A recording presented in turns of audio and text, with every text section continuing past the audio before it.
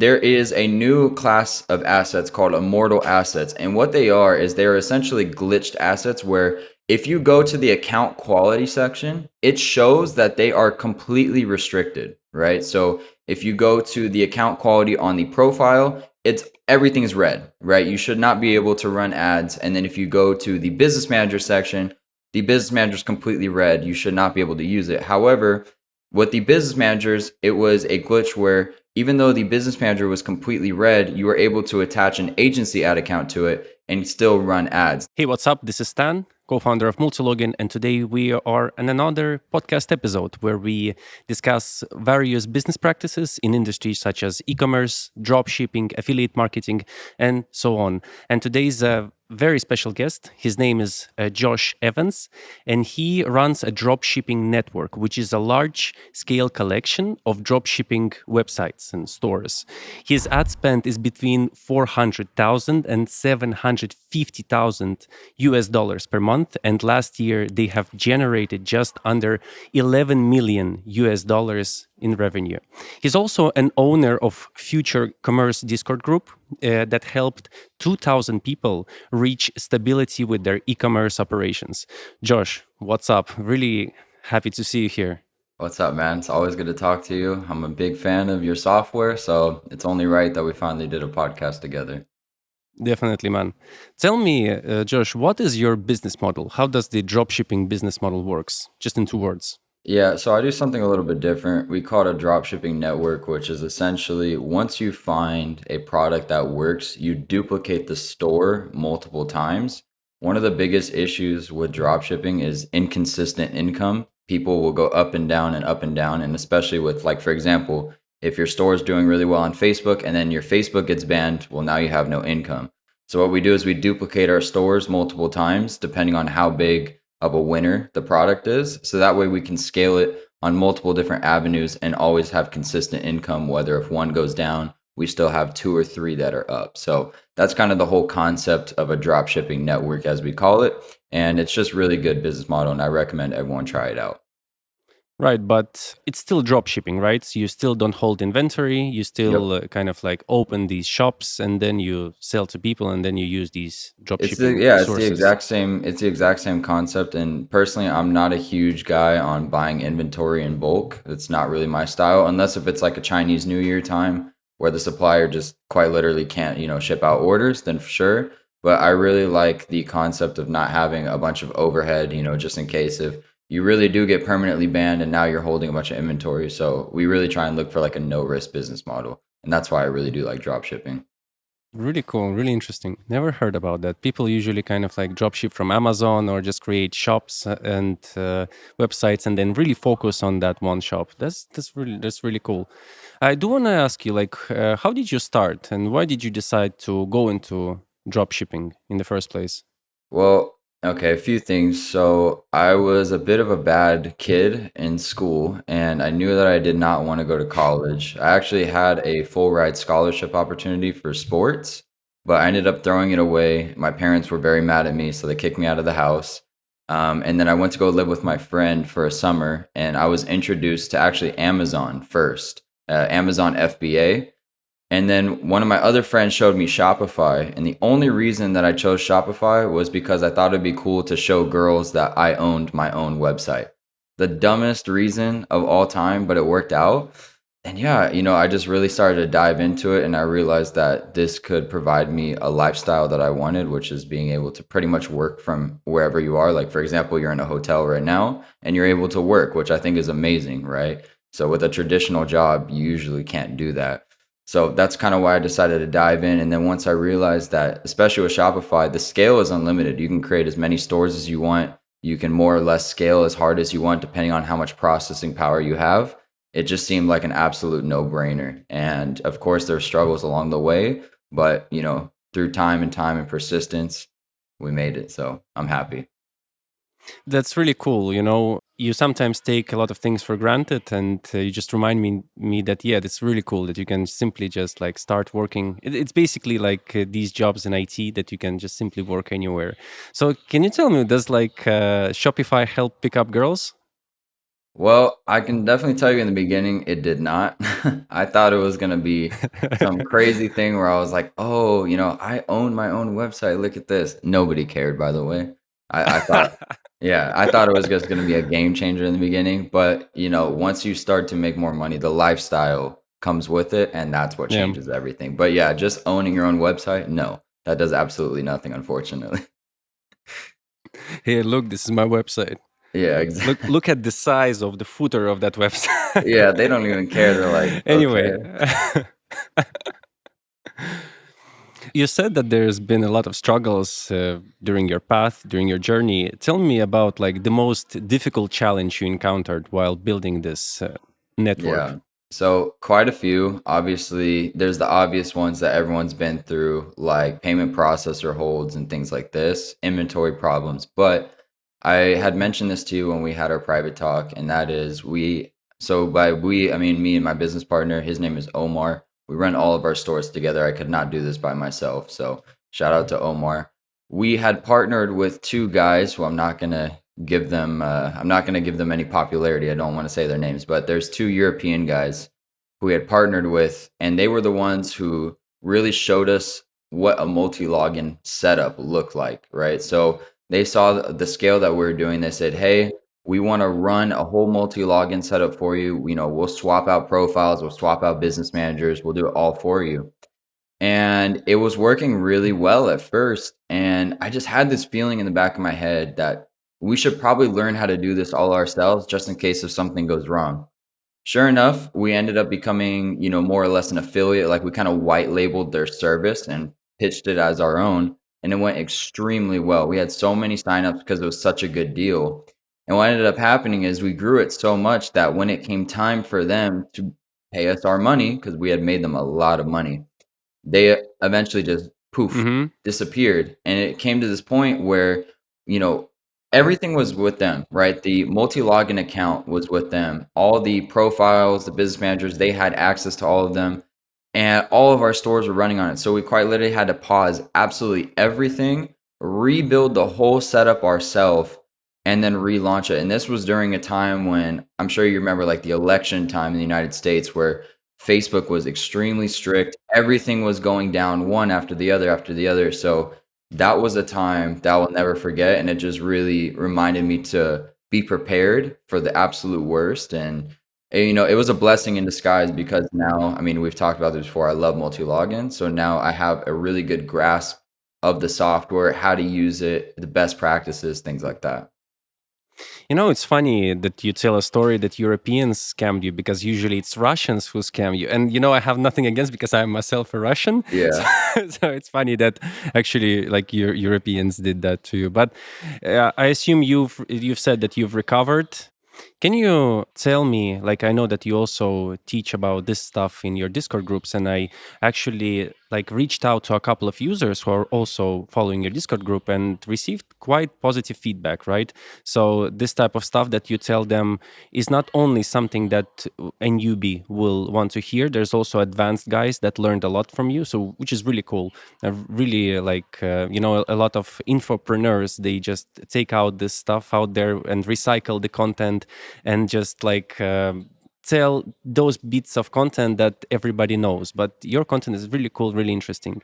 So from your own perspective, like since you teach people about this kinds of stuff, can you go through the most critical ingredients that can help keep accounts alive as much as possible?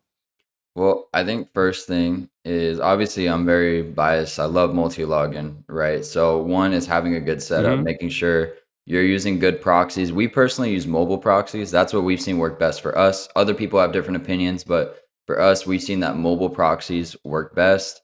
Making sure that your browsers are set up properly, the cookies are set up, all that good stuff. But I would say the biggest thing on why people's accounts go down, and I tell this to people all the time, is that they don't take their time, right? They try and rush through the process. So I have my warm up process for uh, profiles, pages, business managers lined out in the Discord.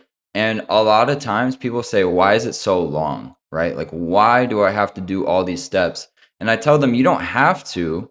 But what I've noticed is that the people who are not willing to just put in those, maybe 2 or 3 extra days of warm up, those are always the people that are complaining that their accounts go down. I see it every single time, right? So my biggest tip is just do a slow warm up, right? So if you just receive your profile that day from, let's say you're buying it from a profile plug, and you're immediately attaching it to a business manager and you want to run ads the next day, I personally think that's horrible, right? Like we let our profiles warm up for 4, 5, 6 days sometime before we even attach it to a business manager. So the number one thing I will say is just please take your time. Don't do anything too crazy. When it comes to pages, which is the biggest roadblock for a lot of people right now, take your time with the pages, warm up the pages, make sure that you are doing, little innocent posts here and there, running engagement to your own page. That's the biggest thing by far. Now, a couple other things you could do as well is like turning on two-factor authentication for the profile for the business manager. There's a bunch of little hacks here and there, but by far the one that will get you the farthest is just taking your time. I promise you, it's the most underrated tip because nobody wants to do it. Can you give an example? What's a good warm up practice? Yeah, of course. So let's say, for example, we'll take profiles, we'll do pages, we'll do business managers. So let's say, for example, you receive your profile. I recommend just logging in, and then you want to log into m.facebook.com. You don't want to log into facebook.com directly. It's one of the worst things you can do. So just log into M, m.facebook.com. which means mobile. Yep. So log into m.facebook.com, let it, scroll for maybe a couple seconds and then just log out, let it sit. The next day, come back, go to the video section, watch a video or two, maybe like a post, repeat that for about 3 to 4 days. Then turn on like two-factor authentication. And then at that point, after like day 4 or 5, you're ready to attach it to a business manager. Now, once you attach it to a business manager, I recommend just letting it sit for 2 days. I recommend not even touching it, right?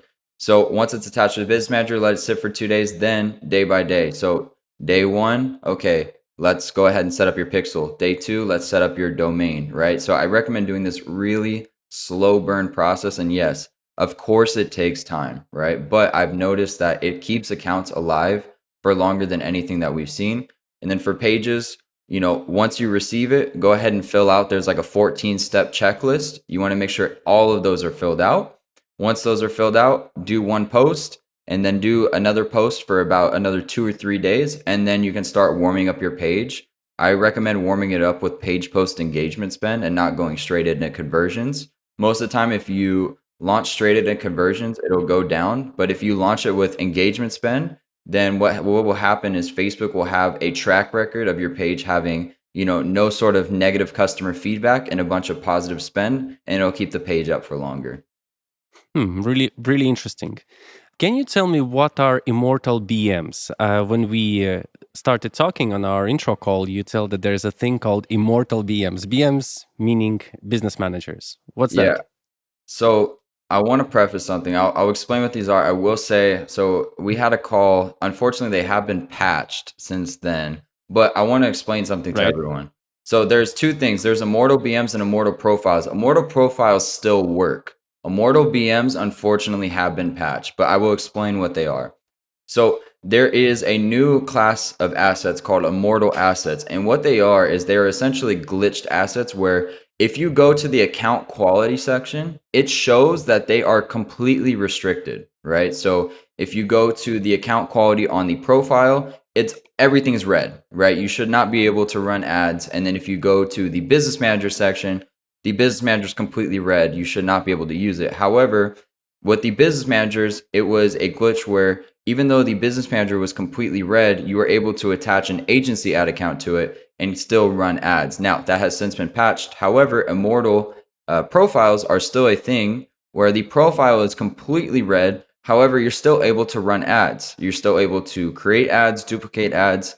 And the whole concept behind this is how can you disable a disabled asset? I mean, it's pretty much impossible, right? So, that's a huge issue with a lot of people is that their How can profiles. you kill the dead? Exactly. So that's a huge issue with a lot of people is that, oh, well, my profile went down mid scaling. It's not going to go down. It's already technically down, right? So unfortunately, yes, the BM is no longer a viable option, but I want to preface that this is an important reason, whether it's my group or someone else's group, this is an important reason why people should be in paid groups because you're not going to hear this type of information, publicly, right? Yes, you're hearing this on YouTube right now because, Stan's awesome and he can get good guests, but normally speaking, you're never going to hear stuff like this. So I do recommend getting in paid groups, and that's kind of an overview of what Immortal assets are. Can you tell us how to acquire an immortal profile? Yeah. So there is a very select few plugs, if you want to call them, or providers that sell them. The only one that I personally trust is in my Discord. And unfortunately, I'm not going to give his name out right now just because I want people to be vetted before they go to him. I just don't want people to flood his inbox like with false inquiries like, "Oh, I heard about Immortal," but they're not serious. So, if you guys are serious, join, even if it's the free chat. That's completely fine, no obligation.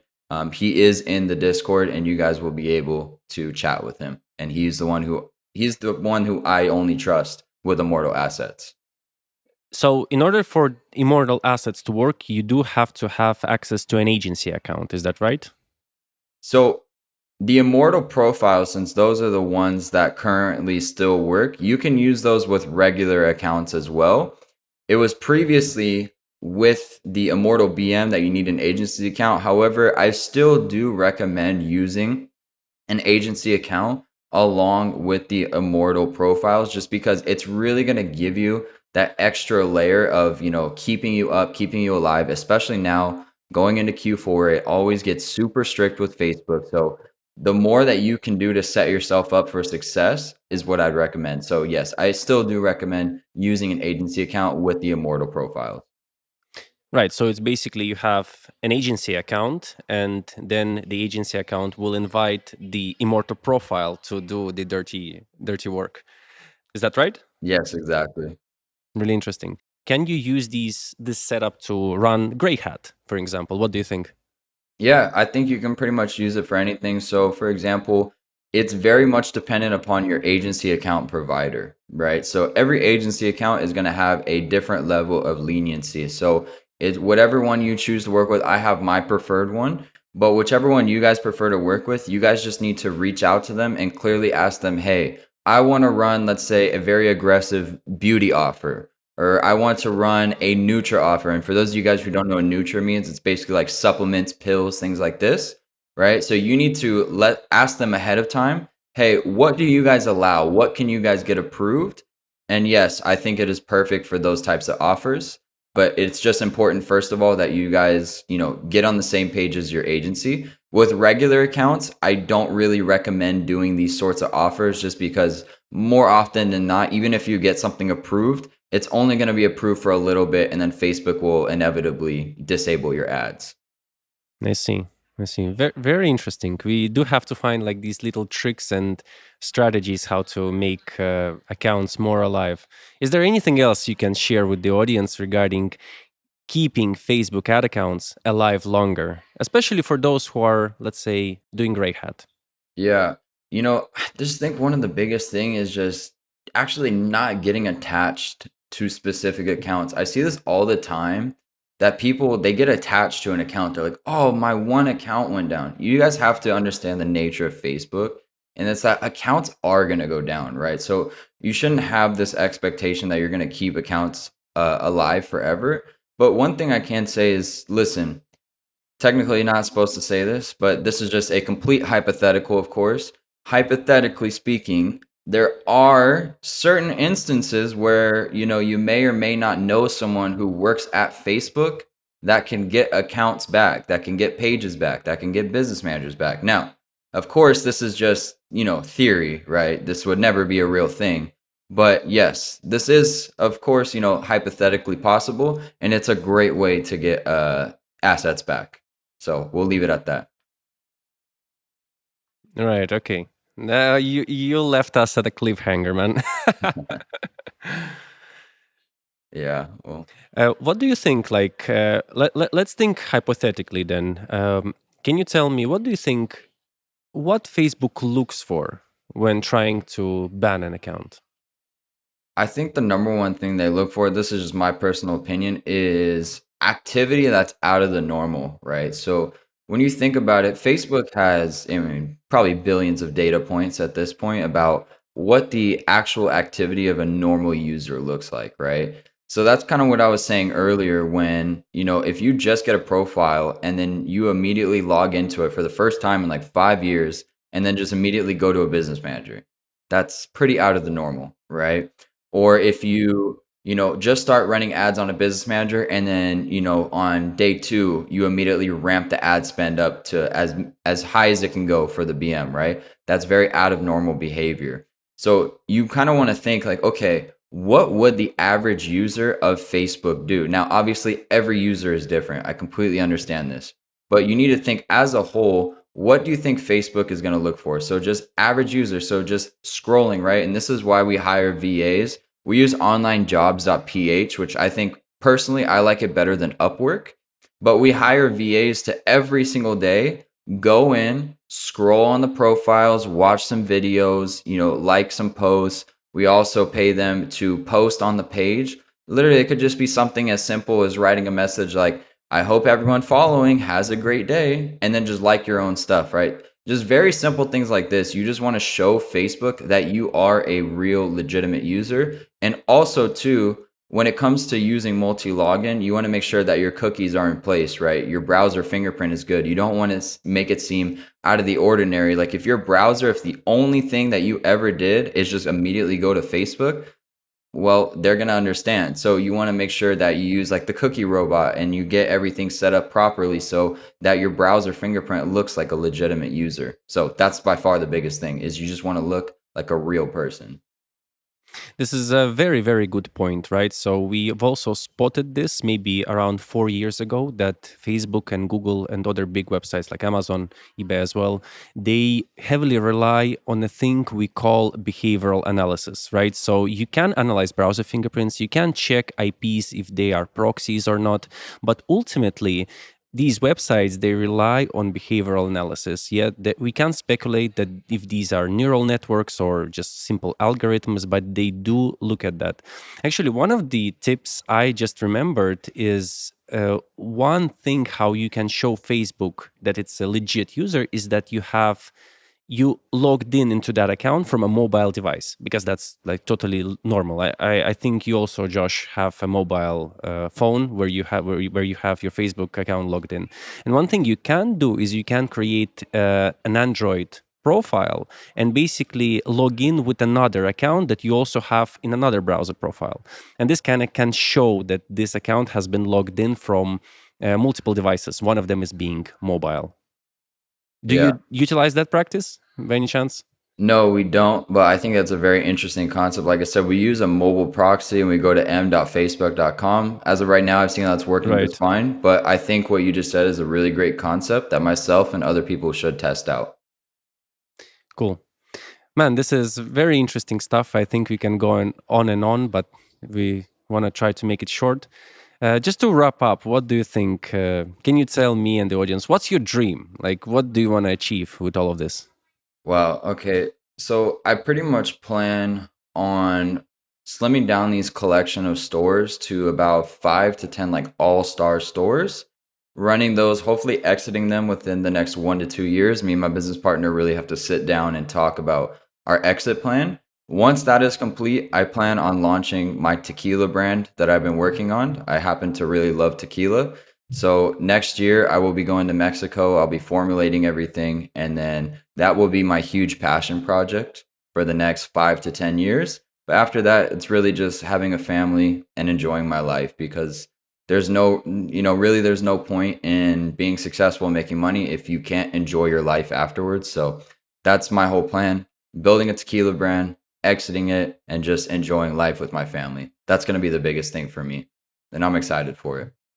Will the e-commerce, future commerce group still be active? Yeah, it'll be 100% active. I will always have at least 1 or 2 stores active just out of principle so I can continue to, deliver these ideas to people. And then also we have mods in there that also do, pretty good numbers. So they will be there. and then I will show people behind the scenes of building, $1 billion tequila brand. So the Discord is not going anywhere. It's a really long-term play, and man, I love my members in there. A lot of people are getting their lives changed, so I'm happy for them. Building a family is really nice. This is Well, really great thing. That's yeah, an awesome dream. I really respect that, man. That's really cool. thank you, man. Appreciate it.